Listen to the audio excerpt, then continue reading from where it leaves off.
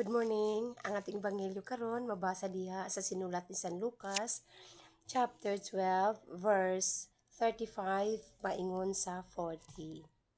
Ang mabinantayon nga mga sulugoon. Pag-andam kamo sa bisan unsay modangat, baksig hugot ang inyong mga bisti ug dagkuti ang inyong mga suga sama sa mga sulugoon nga naghulat sa pagbalik sa ilang agalon gikan sa kumbira sa kasal. Sa dihang moabot og manuktok ang agalon, ablihan dayon sa mga sulugoon ang pultahan.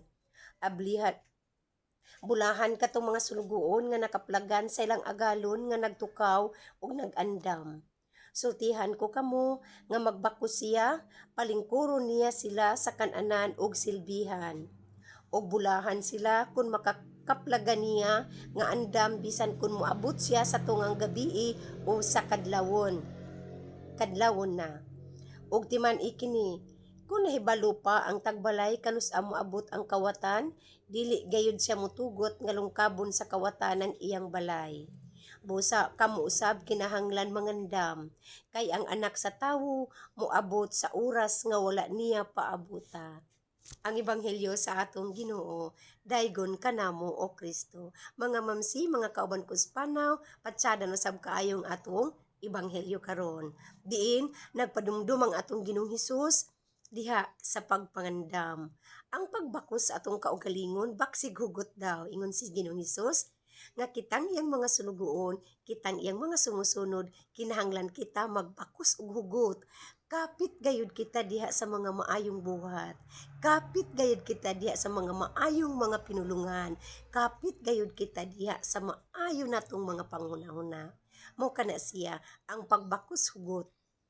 Ang pagkapit gayud kay si Kristo mao ang dalan, siya ang kamatuoran ug siya ang kinabuhi. Nga diin magsubay kita sa dalan buti pasabot kita awato nato ang kinaiya ni Kristo.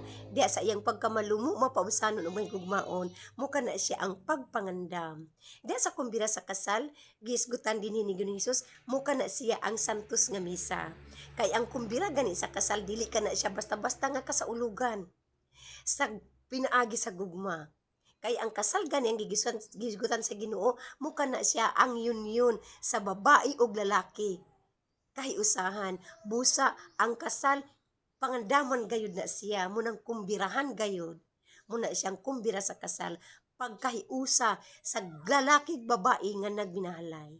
Diin ang Dios gugma, tinubdan sa matud nga gugma, kitang iyang mga katawhan usab ipadumduman niya nga diha sa atong kayuusahan sa Dios mo kanang santos nga misa, kayuusahan sa tawo ug sa Ginoo diha sa pagpangaon nato sa Holy Eucharist. Mo kana siya ang kumbira sa kasal. Ngano nga kasal man kumbira ang gisgutan tungod kay kayusahan na siya. Kay sa kasal, sa kalibutan mo natong kay usahan sa kasal, sa babae o sa lalaki, gibless sa Ginoo diya sa sakramento sa kasal, muna siya ang kay usahan sa babae o lalaki pinaagi sa ilang pagminahalay. O ang giingon dinhi nga kumbira sa kasal, muna siya ang santos nga misa. Diin kita mangaon sa iyang lawas ug dugo. Muka na siya ang the greatest pinakadako nga kasaulugan sa pagampo, mauang kasaulugan sa misa. Muna siya ang ato ang kay usahan sa pagkaon nato sa lawas ug dugo ni Kristo diha sa Dios ug kanato nga diin kita may usa diha kaniya. Muna siya ang giingon ni Ginoo ang pagpangandam. Andamo nato tong kaugalingon.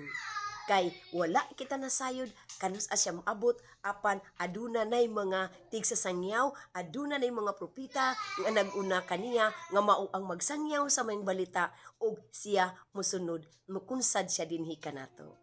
Aron kita makabaton sa kinabuhing dayon kay walay lain toy og tumong sa tong Ginoong Hesus sa pagtudlo dinhi kanato, iya kitang gitudloan nga kitang magpuyo din sa kalibutan. Giandam nato tong kaugalingon aron kita makasakas sa langit. Muna siya ang purpose sa tong Ginoo.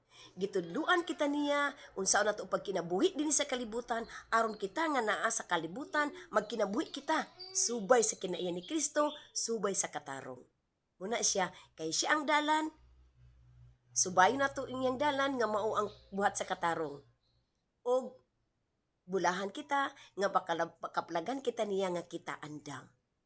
Buti pasabot, lantaw na to tong kaugalingon, susiho na to tong kaugalingon, andam na to tong kaugalingon, nga unta mahilikay kita sa hunahunang dautan, sa pagpamulong nga sakit ngadto sa uban. Kay kana siya, buhat kana siya nga dili matarong. Apan matngunan nato para makabakos kita gugot sa tong kaugalingon, matngunan nato nga dili kita makapanakit sa uban, dili kita magunaunag dautan sa uban. Mo kana siya ang pagbakos hugot. Lisod kana siya buhaton. Apan pangayon nato sa atong Ginoong Hesus kay siya lamang ang makahatag niya na dinhi kanato nga kita himuon niyang usbon niya tong kasing-kasing, himuon niya nga kita malumo, mapabusanon, mahigugmaon, manantuson, manggihatagon, matinabangon. Muka na siya ang kinaayan ni Kristo, muka na siya ang angay natong subayon kay siya manang dalan, ug sa ingon ni ana, masubay nato kana. Makabaton kita sa kinabuhing dayon, uban kita niya dito sa langit. God bless us all.